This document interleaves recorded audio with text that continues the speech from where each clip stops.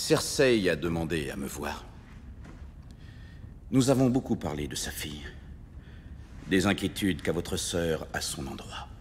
Elle se donnait beaucoup de mal pour prétendre qu'elle n'était pas venue me monter contre vous, à tel point qu'elle s'en est peut-être convaincue elle-même.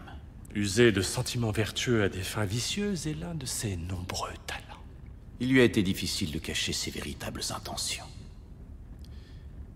Il est rare de croiser un Lannister qui partage ma délectation de voir mourir des Lannister. Elle cherche obstinément à vous faire tuer. Elle n'avait aucune raison de vous déranger. Je me suis chargé d'arriver à ce résultat sans l'aide de personne. Quelle joie elle éprouvera lorsque ma tête et mon corps se sépareront. Il y a tellement longtemps qu'elle s'en occupe. Oui, je le sais. Nous nous sommes rencontrés, vous et moi, il y a bien des années. Je pense que je m'en serais rappelé. J'en doute. C'était juste après votre naissance.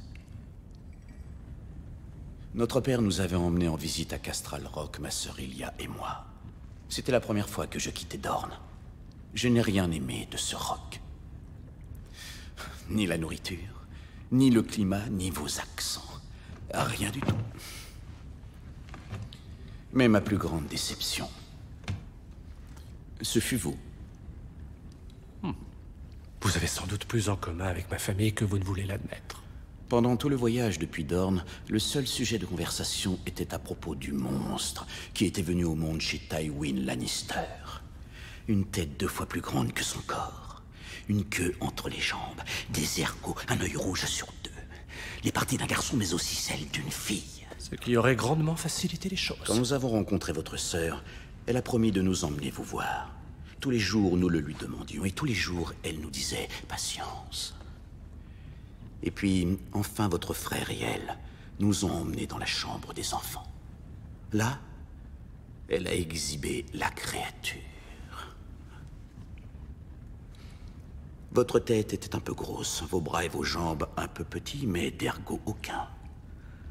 Pas plus que d'œil rouge, nulle queue entre vos jambes, juste une toute petite bite rose. Impossible pour nous de cacher notre déception, ce n'est pas un monstre, dis-je à Cersei.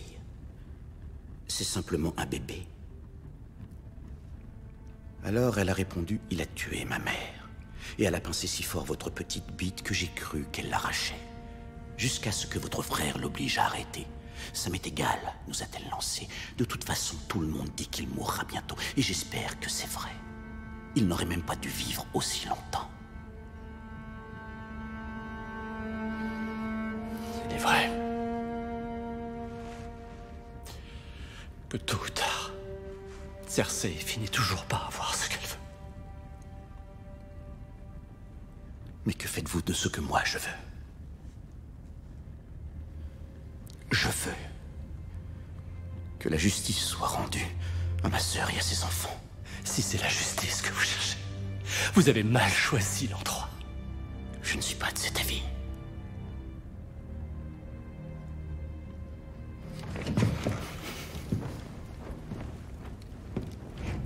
L'endroit est parfait, au contraire. Je veux traduire en justice tous ceux qui m'ont fait du tort. Et tous ceux qui m'ont fait du tort sont précisément dans cet endroit.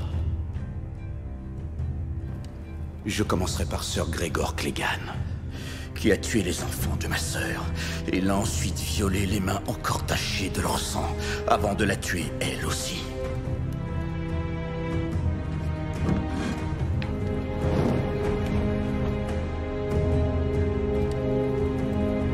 Je serai votre champion.